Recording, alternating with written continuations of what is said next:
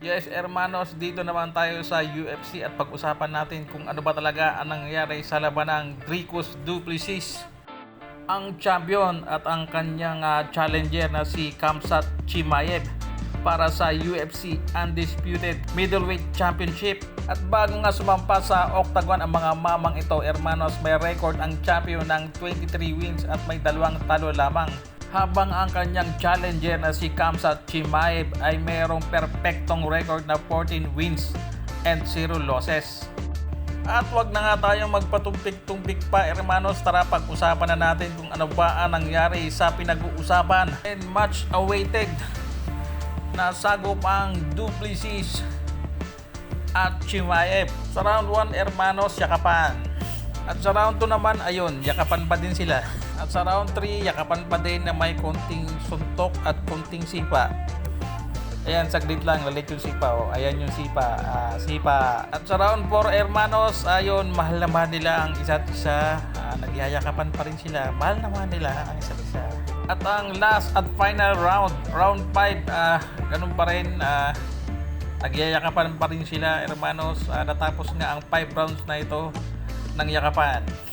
In the end of the fight, hermanos, sayang yung mga ibinayad ng mga nanood ng laban nila Khamzat Chimaev at Dricus du Plessis. Hindi maganda, nakaka-boring yung yung estilo ng pakipaglaban itong si Khamzat. At sa pagganong-ganon lang, hermanos, dineklara nga panalo itong si Khamzat Chimaev via unanimous decision. At siya na nga yung bagong undisputed middleweight champion sa UFC. Na-excite pa naman ako at na-intriga ako sa sinabi nitong si Khamzat Chimaev na hindi na daw makikita ng mga taga-Afrika ang hawak na titulo nitong si Dricus du Plessis. Pero nung panoorin ko yung laban nila, Diyos ko po, hindi ko na po tinapos sapagkat naumay ako dahil sa walang ginawa nga itong si Khamzat Chimaev kundi ang mang-grappling, mangyakap.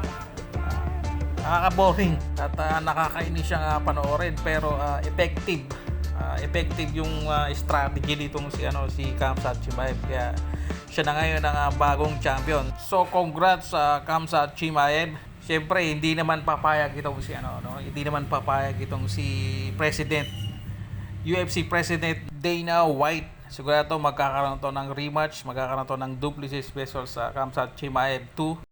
So I don't know, hermanos, kung meron pang mag-aabang sa second matchup ng dalawang mandirigmang ito. At sana gumawa ng paraan itong si Mr. Dana White para maging exciting naman, para maging sulit naman yung mga binabayad ng mga nanonood. So yun lang, hermanos, maraming salamat. Maraming salamat sa panonood. Once again, this is your boy, Mr. Piman. Boom digiding.